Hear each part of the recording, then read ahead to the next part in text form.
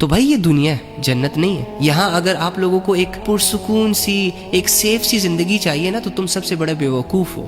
اگر تم اس انتظار میں ہو نا کہ تمہیں کوئی الادین کا چراغ ملے گا، تم اس کو رگڑو گے، جن نکلے گا اور تم جن سے کہو گے کہ جی میری لائف سیٹ کر دے، غم کو، درد کو، دکھ کو، تکلیف کو اتنا دور کر دے مجھ سے کہ قریب آتے ہوئے بھی اسے صدیاں لگ جائیں، تو یہ ممکن نہیں ہے۔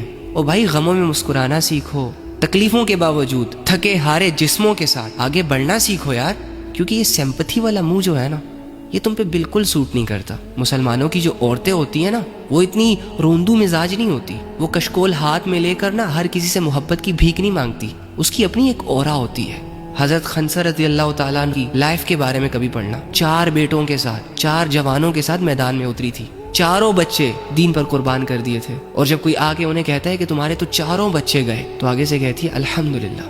اور جو مومن مرد ہوتے ہیں نا، وہ آئیں بائیں شائیں کر کے باتیں کرنے والے نہیں ہوتے، ان کی بھی ایک الگ ہی اورا ہوتی ہے، ان کی بات میں ایک گہرائی چھپی ہوتی ہے، ان کے مزاج میں ایک حکمت نظر آتی ہے، وہ رسپانسبل ہوتے ہیں، سینسیبل ہوتے ہیں، میچور ہوتے ہیں، معاشرے کو سیدھی راہ دکھانے والے ہوتے ہیں، اپنی عورتوں کے محافظ ہوتے ہیں، اور دوسری عورتوں کی طرف میلی آنکھ نہیں جاتی ان کی۔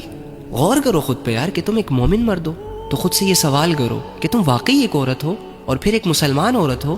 کیا تمہارا مزاج مسلمان عورتوں جیسا ہے؟ اگر تو ہے تو ہمت سے کام لو یار، تم تو تقدیر پر ایمان لانے والی ہو۔ تم نے تو خود کہا کہ اے اللہ، چاہے آزمائش ہو، چاہے پوری دنیا دھتکار دے، چاہے الزام لگ جائے، چاہے ذلت کا سامنا بھی کیوں نہ کرنا پڑے، ہمارے رب آپ ہی ہیں۔ ہم گلے شکوے نہیں کریں گے، اپنے موٹیو سے، اپنے مقصد سے اور اسلام کو ایک بہترین نسل دینے سے پیچھے نہیں ہٹیں گے۔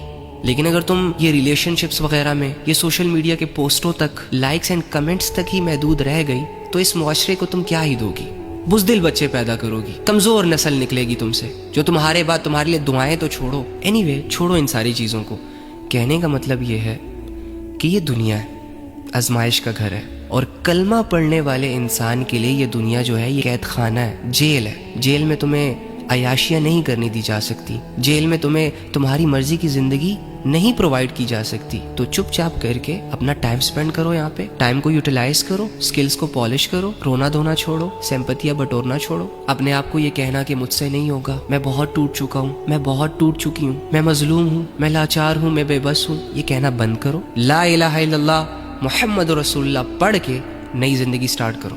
جو ہو رہا ہے ہونے دو، زیادہ سے زیادہ کیا ہوگا؟ روح ہی جسم سے جدا ہو جائے گی نا، سب سے بڑی آزمائش تو موت ہے نا، تو مرنے ہی تو آئے ہیں اس دنیا میں۔ تو بھائی یہ دنیا ہے، جنت نہیں ہے۔ یہاں اگر آپ لوگوں کو ایک پرسکون سی، ایک سیف سی زندگی چاہیے نا، تو تم سب سے بڑے بیوقوف ہو۔